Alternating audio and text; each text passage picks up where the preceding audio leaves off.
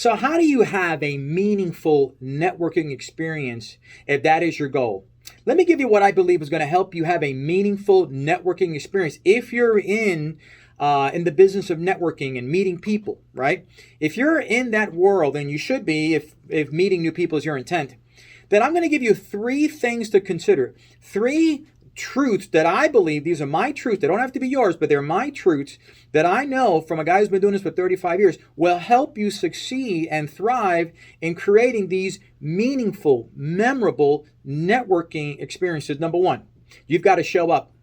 And what I mean about showing up means you've got to show up early to whatever event that you plan on meeting new people. And why do you want to do that? You want to do that because by showing up early, it allows you to recon the room. It allows you to find those that are like-minded, people that are on the move. You know, there's one thing when you walk into a room and you've got your radar on and you've got your recon senses at high alert, you should look for those that are on the move, people that are energetic, people that have a lot of enthusiasm about them. Those are like-minded people that are on the move. So when you show up early and you recon, it allows you not only to find those that are like-minded, but those that you need to make a connection with. Here's the second reason you have to show up. You have to show up, but you have to show up with the right attitude. In other words, you have to check the baggage at the door. If your face that you're walking in that room tells a different story other than you're excited and you're enthusiastic and you're happy to be there and you bringing in the baggage from the day, whatever you're dealing with, whatever that blueprint that you've got soldered in your mind, whatever's happening in your life, if you're bringing that into the room and it shows on your face, then I want to ask you to go back to the car and practice smiling. Practice your smile in the car before you walk into the room. I mean, if you've got the kind of face or that gives people a migraine when you walk into the room, then stay in the car and practice your smile. Now, here's the thing. If your smile is spooky, I mean, if you got the kind of smile that scares people and the children run when you smile, then can I encourage you? Don't smile. I mean, if your smile scares people, then it's time to abandon ship on the smile and just work on a smirk. Work on a smirk. That's important when you show up. That's part of showing up. Here's the other thing you got to do when you show up. You got to leave a footprint. You got to leave a footprint. That means you've got to do something. You've got to say something that is memorable. That in that group of many people that are networking, that you're doing something that makes you memorable. So the people that you're meeting, long after that event is over, long after that networking social is over and gone, the next day, 2 days later, people still remember you because you left a footprint. You made an impression on them. Now, how do you do that? Two ways you can do that. One is body language. We don't have time to get into that because after all, this is radio. But I can promise you that what you say and how you say it matters. What you say to someone can leave a footprint, can make an impression. This is one thing you can say to someone when you are having a meaningful networking experience, if that's your agenda. I like to ask people, what makes you unique? I like to go right forward, and I like to ask someone, so what makes you unique?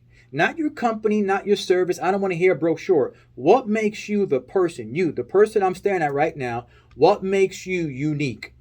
And you should see how their faces are. Their faces sort of take a moment and they pause because it's a question that comes out of nowhere. I'm asking them directly, what makes you unique? The other question I like to ask is, how can I serve your success? How can I serve your success? Yeah, that's a powerful question to ask somebody if you're building a meaningful networking experience. Well, that's what showing up means. That's how you show up effectively to create a meaningful experience in your networking. Let me give you number two, follow up. Show up is number one. Follow up is number two. When you follow up, this tells the other person that you mean business. When I mean follow up, I mean that you are intentional about what you do after that meeting is over, after that encounter is over. That means you've got to immediately find them and track them down on social media and make connections. That means you've got to immediately follow up by sending an email, sending a text message, and scheduling a follow-up one-on-one to get to know them better, to build rapport, to build a hopeful, a profitable relationship. And by the way, you've got to respond to their communication, their correspondence. You've got to respond right away. I've had experiences where I've sent out emails to people and I have not had a response either at all or a very long time. Well, that tells me that person's not really serious about what they're doing. Now, they may be busy and things happen. I get that. But if I don't get a response with a certain amount of time, I question whether or not that person I just met really wants to do business with me. They want to build a relationship with me. Here's what a strong follow-up means. Here's what a strong follow-up tells the other people. It tells them that you mean business, that it wasn't just a social gathering. It means that you're a person on the move. It means that you practice what I call rhinoceros success, and they can count on you to follow through. If you ask them to do something or if they refer you to somebody, they know that you mean business if your follow-up is intentional and is strategic and is on point. Let me give you the last one. You got to give up.